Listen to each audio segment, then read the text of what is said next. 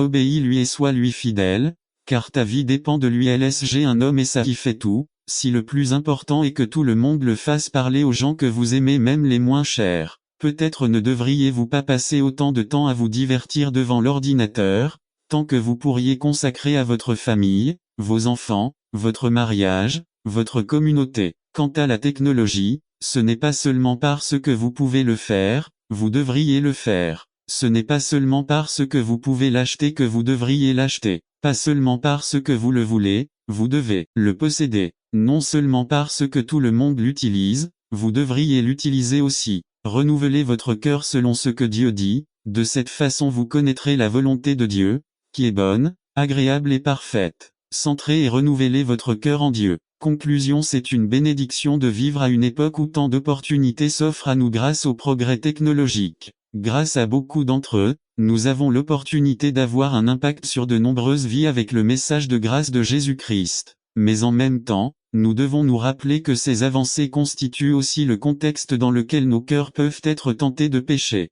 C'est un chemin sinueux et dangereux, mais nous avons la vérité de la parole de Dieu pour nous guider et le Saint-Esprit de Dieu pour nous fortifier tout au long du chemin. Compte tenu de l'œuvre de Jésus, vivons dans ce monde sinueux de progrès technologique, en concentrant nos cœurs sur Dieu, en renouvelant nos cœurs en Dieu, car de cette manière nous ferons sa volonté, qui est bonne, acceptable et parfaite. N'attendez pas qu'il soit trop tard. Devenez membre de la chaîne Today et bénéficiez de réconfort et de soutien dans les moments difficiles. Cliquez sur le lien dans la description de la vidéo. Mardi 9 avril 2024 page 5. D'abord mes poutres résumé. D'abord mes poutres, puis leur paille. Par Wilbur Madra Riva. D'abord mes poutres. Introduction. Certains étudiants en comportement humain ont réalisé une expérience simple. Ils ont demandé à un groupe de personnes de décrire un épisode de leur vie au cours duquel elles avaient blessé quelqu'un et un autre au cours duquel elles avaient été blessées. Les incidents décrits étaient similaires, qu'ils se considèrent dans le rôle de victime ou d'auteur. Ce qui a été observé, c'est que lorsque les gens décrivaient des épisodes dans lesquels ils étaient responsables d'une mauvaise action, ils disaient invariablement que leurs actions n'avaient causé qu'un peu de douleur aux autres. Beaucoup ont souligné que ces actions de leur part étaient justifiées ou qu'il n'y avait aucun moyen de les éviter.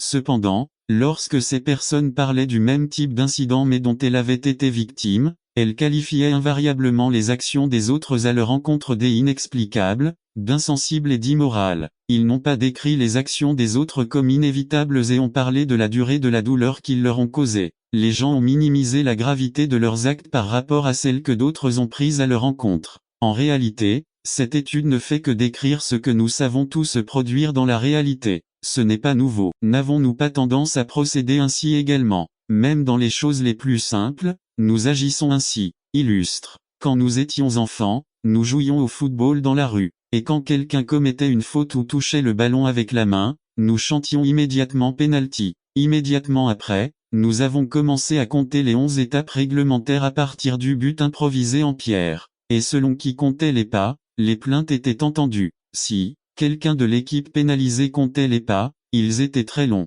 Si quelqu'un de l'équipe qui a tiré le penalty comptait les pas, ils étaient très courts. La vérité est que nous ne mesurons pas nos pas avec la même mesure que ceux de l'équipe adverse. Nous n'utilisons pas la même mesure pour mesurer nos actions et celles des autres. Nous sommes sévères avec les autres et miséricordieux envers nous-mêmes. Il y a quelque chose dans notre cœur qui nous fait penser que nous ne partageons que des informations importantes, les autres sont des commérages. On vient de faire une pause, les autres sont paresseux. On fait une sauvegarde du film, les autres font du piratage. Nous ne disons que la vérité telle qu'elle est, les autres sont insensibles. Nous n'achetons que les choses dont nous avons réellement besoin, les autres sont du gaspillage. Nous ne sommes flexibles qu'avec le temps, d'autres ne sont pas ponctuels. N'attendez pas qu'il soit trop tard. Devenez membre de la chaîne Today et bénéficiez de réconfort et de soutien dans les moments difficiles. Cliquez sur le lien dans la description de la vidéo. Mardi 9 avril 2024 page 1. Nous faisons des erreurs, d'autres pêchent. Depuis l'entrée du péché dans l'humanité, ma tendance et la vôtre est de considérer les actions pécheresses des autres comme plus grandes ou plus graves que les nôtres. Cela signifie remarquer plus facilement ce que les autres font de mal que ce que nous faisons nous-mêmes de mal. Jésus nous le rappelle dans Luc 6:38b. Avec la même mesure avec laquelle vous mesurez, on vous mesurera encore. Cela nous rappelle que nous devons mesurer ce que font les autres ainsi que ce que nous faisons. La mesure est la même, c'est la parole de Dieu. Non seulement les actions des autres doivent être vues sous cet angle, mais aussi les nôtres. C'est votre combat et le mien, car il devient plus facile pour nous de cacher la gravité de nos péchés derrière ceux des autres. Si je garde les yeux rivés sur l'autre, je me donne la permission de ne pas avoir à faire face à mes propres péchés. Il est plus facile, plus confortable, plus pratique de rester fixé sur la paille des autres pour ne pas avoir à s'occuper d'abord de mes poutres. Illustre. Je me souviens d'un soir où je rentrais à la maison et Delia, qui avait eu une longue journée, était déjà couchée. J'avais aussi été très occupé, donc ce que je voulais le plus, c'était me coucher immédiatement et m'endormir. Au moment où j'allais me coucher, Delia m'a dit, « Ne sois pas méchant, fais-moi un petit massage des pieds. » J'ai juste soupiré et j'ai continué à m'allonger. Elle a insisté, « Allez, qu'est-ce que ça te coûte un petit moment ?» J'ai finalement répondu, « Delia, ne sois pas égoïste. » Elle, en bonne chrétienne, réfléchissait et n'insistait plus. J'étais calme parce que j'avais réussi. Qu'est-ce qui n'allait pas dans mon comportement? Si j'avais prêté plus d'attention, j'aurais compris Théron de clarifier, d'expliquer et de répondre à vos doutes et questions sur la prière au cours des prochaines semaines. 1. Qu'est-ce que la prière? La prière ne consiste pas simplement à demander à Dieu. Beaucoup de personnes qui s'approchent de Dieu dans la prière le font comme s'il était un Père Noël qui attend de recevoir la liste de nos demandes pour y répondre. Tout ce qu'ils font, c'est demander et demander. Ils commencent leur prière en demandant et la terminent en demandant. Bien qu'il y ait une place pour demander à Dieu dans la prière elle-même ne devrait pas se limiter à simplement demander à Dieu. Vous demandez et vous ne recevez pas, parce que vous demandez mal, vous priez en demandant de dépenser pour vos plaisirs. Jacques 4, 3, 2. La prière n'est pas une prière. La plupart des gens ont appris à prier en répétant encore et encore une prière écrite par quelqu'un. Cependant, le concept biblique de la prière est très différent. Le mot prier signifie parler, dialoguer, communiquer ou parler. Prier Dieu signifie alors parler à Dieu, communiquer avec lui, dialoguer ou discuter avec lui. Par la prière nous communiquons avec Dieu, nous exprimons ce que nous ressentons, nous nous rapprochons de lui et de son cœur. Et lorsque vous priez, n'utilisez pas de vaines répétitions, comme les païens. Matthieu 6, 7, 3. La prière est vitale pour notre âme. La prière est aussi importante pour le chrétien que la respiration l'est pour les poumons. Il ne semble donc pas nécessaire d'inciter les chrétiens à prier, pas plus qu'il n'est nécessaire de rappeler à quelqu'un de respirer. Si les poumons de notre âme ne sont pas constamment purifiés par les airs célestes que seule la prière nous apporte et qu'ils ne reçoivent au contraire que les influences nauséabondes et putrides de l'atmosphère mondaine, nous serons bientôt la proie d'une tuberculose spirituelle qui affaiblirait progressivement nos forces et finirait par rendre notre survie spirituelle impossible. 4. La prière est une tâche laborieuse et difficile. La prière est une tâche et un travail spirituel, et notre chair, par nature, n'aime pas exiger un travail spirituel. Il est très difficile de prier et il y a beaucoup de lutte pour le faire car c'est très difficile. N'attendez pas qu'il soit trop tard. Devenez membre de la chaîne Today et bénéficiez de réconfort et de soutien dans les moments difficiles. Cliquez sur le lien dans la description de la vidéo. Mardi 9 avril 2024, page 1 qui s'obtient par la prière. Prier est un véritable combat parce que l'ennemi de nos âmes connaît la puissance et la victoire spirituelle qui peuvent être obtenues grâce à elle, c'est pourquoi il est si opposé à ce que nous prions comme nous devrions prier. Il fera tout ce qu'il peut pour vous empêcher de prier. Soyez vigilants et sachez que lorsque vous vous préparez à prier et encore plus lorsque vous commencez à prier, Satan vous attaquera, il attaquera votre corps, vous rendant fatigué, somnolent ou paresseux. Il bombardera votre esprit de mauvaises pensées et sèmera le doute et le découragement dans votre cœur. Il fera tout cela et peut-être davantage pour vous empêcher de prier. Et étant à l'agonie, il pria plus intensément et sa sueur était comme de grosses gouttes de sang qui tombaient à terre. Luc 22, 44. Car nous n'avons pas à lutter contre la chair et le sang, mais contre les principautés, contre les puissances, contre les princes des ténèbres de ce monde, contre les armées spirituelles de la méchanceté dans les lieux célestes. Éphésiens 6, 12, 5. Vous pouvez apprendre à prier. Il est de la plus haute importance que tous ceux qui veulent apprendre à prier acceptent cette vérité simple mais incontournable. En priant, vous apprenez à prier. C'est un fait très remarquable que Jésus n'a jamais appris à ses disciples à prêcher ou à guérir et qu'il se préoccupait plutôt de leur apprendre comment prier. Dans la prière, il y a une source inépuisable de pouvoir et de sagesse. La semaine prochaine, nous donnerons 8 raisons pour lesquelles nous devrions prier. N'attendez pas qu'il soit trop tard. Devenez membre de la chaîne Today et bénéficiez de réconfort et de soutien dans les moments difficiles. Cliquez sur le lien dans la description de la vidéo. Mardi 9 avril 2024. Page 2 Comment prier résumé. Ceci est le sermon numéro 4 de la série Tout sur la prière par Ralph Mandé. Comment priez-vous? Les disciples du Seigneur lui ont posé cette question, à laquelle il a répondu par ce que nous appelons le Notre Père. Cette prière n'est pas simplement une prière comme beaucoup la prennent et la pratiquent, mais plutôt un guide où il indique les étapes à suivre et les éléments qui doivent être présents dans nos prières, et chaque phrase de cette prière nous donne la ligne directrice à suivre. C'est pourquoi vous prierez ainsi. Notre Père qui es aux cieux, que ton nom soit sanctifié, ton royaume viendra, que ta volonté soit faite sur la terre comme au ciel. Donne-nous aujourd'hui notre pain quotidien, et remets-nous nos dettes, comme nous remettons aussi nos débiteurs. Et ne nous soumets pas à la tentation, mais délivre-nous du mal, car à toi appartiennent le royaume, la puissance et la gloire, pour toujours. Amen. Matthieu 6, 9 à 13. Notre Père. Dieu a créé les animaux, la végétation et les êtres humains. Contrairement à ce que beaucoup pensent,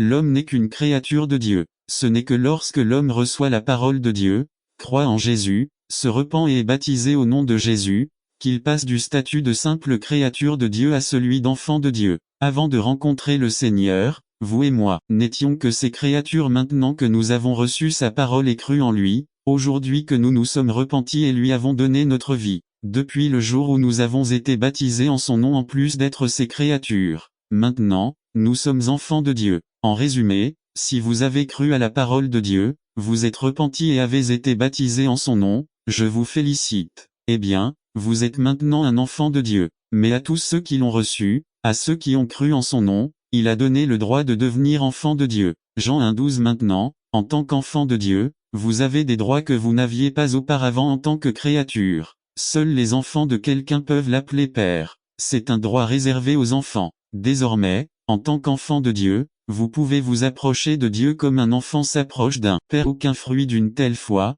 il dit une telle foi est morte, elle n'a pas de vie. Ceux qui disent avoir la foi, mais dans la vie desquels l'attitude de Jésus ne se manifeste pas, ne comprennent pas vraiment ce qu'ils disent. C'est à la fin du sujet précédent, je vous ai demandé, et je vous ai demandé de ne pas répondre, sommes-nous sauvés par la foi ou les œuvres, la foi sans les œuvres, ou la foi et les œuvres? Pour répondre à cette question, il faut savoir faire la distinction entre justification et sanctification. 1. Pour être justifié, seulement la foi, rien de plus. Il s'agit d'un acte divin dans lequel la seule chose que les humains peuvent apporter est leur reconnaissance du péché et l'acceptation du don de la justice du Christ. 2. Pour être sanctifié, on prend comme base la foi qui justifie, et c'est ce qui motive la sanctification. Vie d'obéissance. 3. Le thème de Jacques, il ne peut y avoir de vraie foi sans que les œuvres soient manifestées. Dit. La vie justifiée, la foi se manifeste dans la vie sanctifiée. Les œuvres. 4. La première la foi sans la seconde les œuvres est une grâce bon marché, la seconde les œuvres sans la première la foi est le légalisme. 5.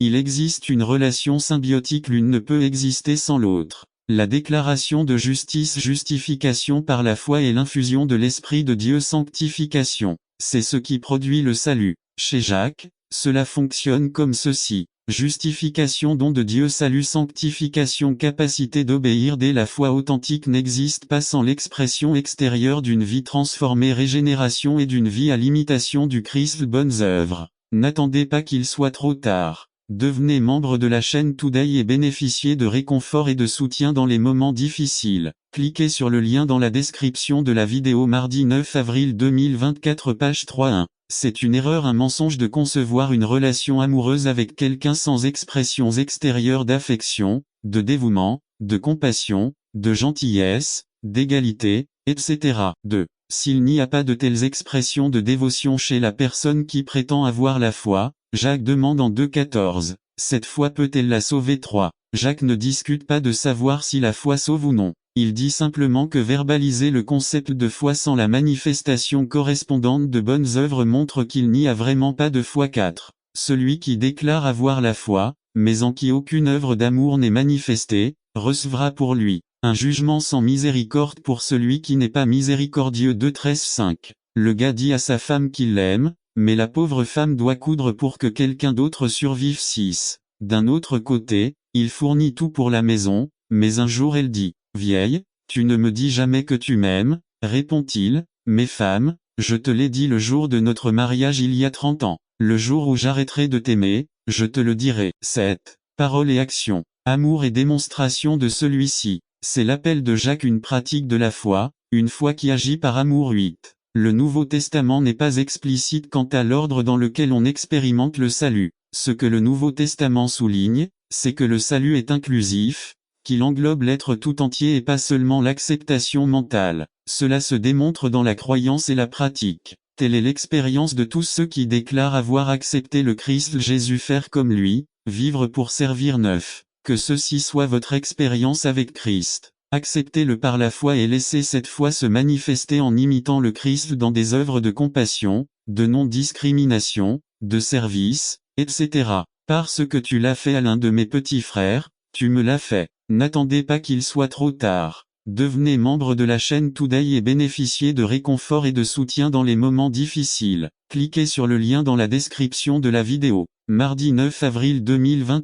Cela dit, Satan se retira de la présence du Seigneur. Nivdé parfois, nous souffrons parce que nous vivons dans un monde perdu. N'attendez pas qu'il soit trop tard. Devenez membre de la chaîne Today et bénéficiez de réconfort et de soutien dans les moments difficiles. Cliquez sur le lien dans la description de la vidéo. Mardi 9 avril 2024, page 1, Genèse 3, 16 à 19. 16 Il dit à la femme, « Je multiplierai ta douleur en enfantant, et tu enfanteras tes enfants dans la douleur. Vous désirerez votre mari et il vous dominera. » 17 Il dit à l'homme, « Parce que tu as écouté ta femme et que tu as mangé de l'arbre dont je t'avais défendu de manger, le pays sera maudit à cause de toi. Avec un travail pénible, tu en mangeras tous les jours de ta vie. 18 La terre te produira des chardons et des épines, et tu mangeras des herbes sauvages. 19 Vous gagnerez votre pain à la sueur de votre front, jusqu'à ce que vous retourniez au même pays d'où vous avez été pris, car tu es poussière, et tu retourneras à la poussière. Nive parfois, nous souffrons à cause de la discipline de Dieu. Hébreux 12 6 Car l'Éternel corrige ceux qu'il aime et fouette tous ceux qu'il reçoit comme fils. Nive de toute souffrance a un but. Réjouissez-vous en 1 Pierre 4 13 Au contraire, réjouissez-vous de partager les souffrances du Christ, afin que votre joie soit aussi grande lorsque la gloire du Christ se manifestera. Alors que vous souffrez, vous pouvez mieux apprécier la douleur que Jésus a endurée. Jésus a enduré la douleur physique, Jésus a enduré un stress émotionnel, Jésus a enduré l'abandon relationnel, ses meilleurs amis l'ont abandonné. Lorsque vous souffrez, vous avez la possibilité de mûrir. 1 Pierre 4 14 Bienheureux serez-vous s'ils vous insultent à cause du nom de Christ, car l'Esprit glorieux de Dieu repose sur vous. C'est lorsque vous souffrez, votre opportunité de témoigner est augmentée. 1 Pierre 4 16 Mais si quelqu'un souffre parce qu'il est chrétien, qu'il n'en ait pas honte, mais louez Dieu avoir porté le nom du Christ. La souffrance met l'accent sur vous, la souffrance augmente votre crédibilité. Vous pouvez dire, j'y suis allé. Personne n'aime souffrir, mais une fois que vous y êtes allé, votre crédibilité augmente. Avril 2024, page 4 Eh bien, pire que de ne pas enseigner les vérités éternelles à vos enfants, c'est de ne pas vivre la vérité quotidiennement. Aimez-vous Dieu par-dessus tout, faites-vous preuve de foi. Que voient vos enfants chez vous? Est-ce qu'ils voient que vous vous suicidez uniquement pour des raisons économiques? Quelle importance accordez-vous aux programmes télévisés? Si vous vivez comme si le bonheur venait de ce que vous avez, vous leur cachez les vérités de Dieu. Ce qui est pire qu'un parent qui ne dit pas la parole de Dieu à ses enfants, c'est de ne pas avoir la foi. La foi vient en entendant et en entendant la parole. Avez-vous un autel familial? Parlez-vous de la grandeur de Dieu lorsque vous êtes à table? Rendons-vous gloire à Dieu pour ce qui se passe dans votre vie? Ou parlez-vous de votre chance ou de votre malchance? Josué en a compris l'importance. Josué 1:8.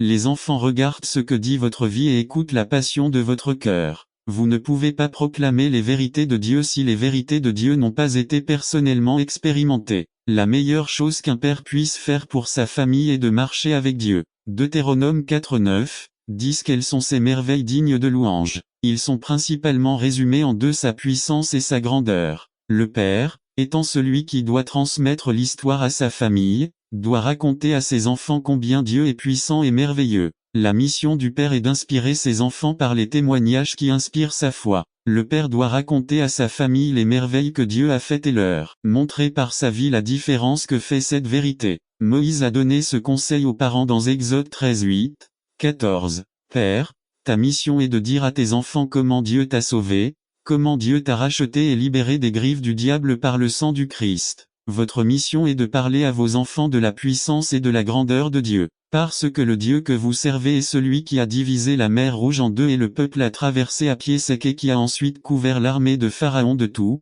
chevaux et chars. Votre Dieu est celui qui a accompagné le peuple pendant 40 ans dans le désert, comme une colonne de feu la nuit et une nuée le jour, qui a fait couler l'eau du rocher. Votre Dieu est celui-là même qui a arrêté le soleil et la lune pendant presque une journée entière, le même qui a fait tomber le feu du ciel et a consommé le sacrifice et a même léché l'eau. Votre Dieu est celui qui a vaincu le diable, la maladie et la mort, par son sacrifice et sa résurrection. Votre Dieu est celui qui fait aujourd'hui alliance avec nous, ses enfants, disant que par la même puissance qui a ressuscité Christ d'entre les morts, il nous a fait asseoir dans les lieux célestes avec Jésus-Christ, pour nous montrer les richesses abondantes de sa grâce. Votre Dieu est celui qui soutient les choses et fait tourner les planètes sans quitter leur orbite, celui qui fait que les lois de la nature s'accomplissent, celui qui a raconté à la mer votre courage jusqu'à présent. Ceci est votre Dieu et vous devez annoncer-la à vos enfants. Les enfants aiment entendre des histoires sur la grandeur et la puissance de Dieu. Ils aiment entendre comment Dieu a créé les cieux et la terre et formé l'homme à partir de la poussière de la terre et a insufflé un souffle dans ses narines, lui donnant la vie. Les enfants aiment entendre comment Jésus a guéri l'aveugle et le paralysé. Ils aiment entendre parler de la tendresse de Jésus lorsqu'il parlait à Zachée. Ils s'émerveillent lorsqu'ils entendent qu'il a marché sur l'eau et qu'avec sa voix il a calmé la tempête et qu'avec 5 pains et 2 petits poissons il a pu nourrir 5000 personnes. Le Père doit enseigner. Problèmes surviendront dans ce monde, mais il a conquis le monde. Yves. Nous devons considérer nos difficultés et nos besoins comme des opportunités permettant à Dieu de démontrer sa puissance. Terminez ce chapitre par une grande proclamation. Lit contre 37 à 39b. Vivez-vous comme un gagnant. Êtes-vous sûr de votre salut? Cela devrait être tout ce dont nous avons besoin pour garantir qu'avec le Christ à nos côtés, la victoire soit certaine. Conclusion. Ne vous battez plus seul. Beaucoup plus fort que vous n'en avez perdu. Bien des pécheurs pires que vous sont devenus victorieux avec Christ à leur côté.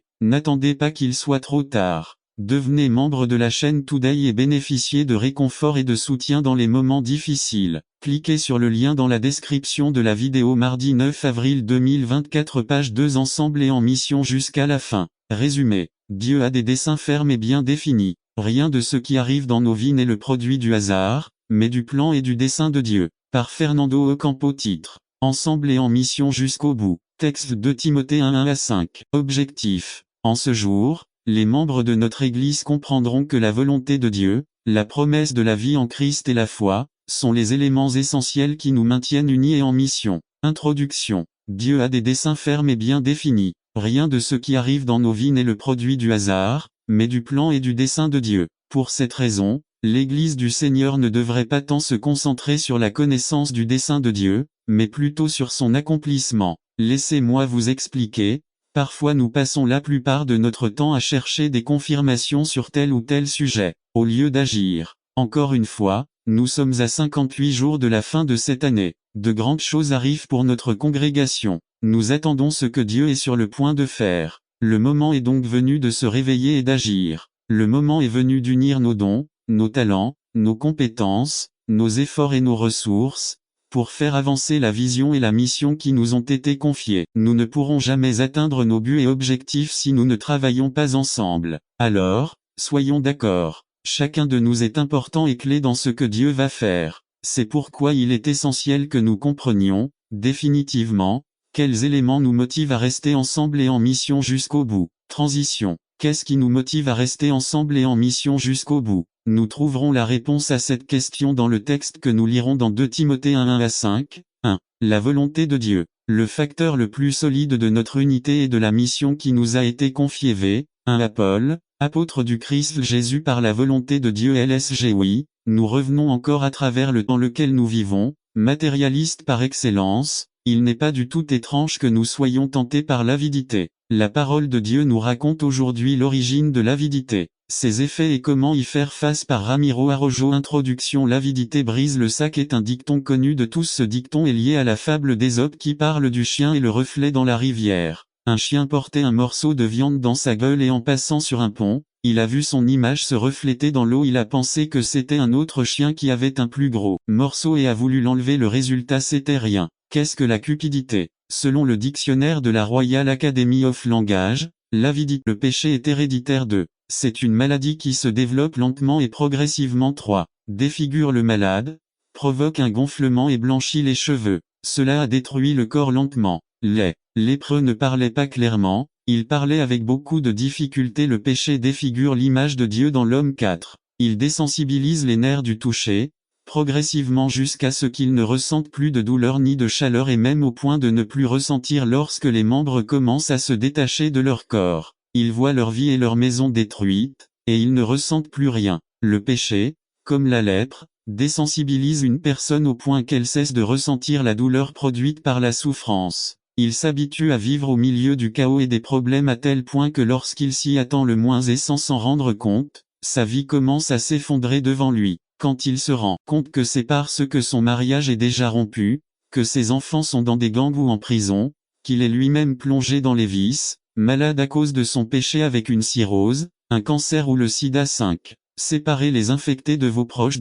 Les lépreux ont été séparés de leur famille et de leurs amis et confinés dans des endroits éloignés du camp. Le lépreux était banni de sa patrie, totalement séparé de la société, terrestre et spirituelle. N'attendez pas qu'il soit trop tard. Devenez membre de la chaîne Today et bénéficiez de réconfort et de soutien dans les moments difficiles. Cliquez sur le lien dans la description de la vidéo. Mardi 9 avril 2024. Page 1. Tant que la plaie sera en lui, il sera impur. Il sera impur et vivra seul, sa demeure sera hors du camp. Lev 13h46. Il n'était autorisé à vivre dans aucune ville. Sa demeure devait être située depuis les portes de la ville vers l'extérieur. Le lépreux était considéré comme totalement impur, physiquement et spirituellement. Il ne devait pas s'approcher à moins de 2 mètres de qui que ce soit, y compris les membres de votre famille. 6. Séparer les malades de la société.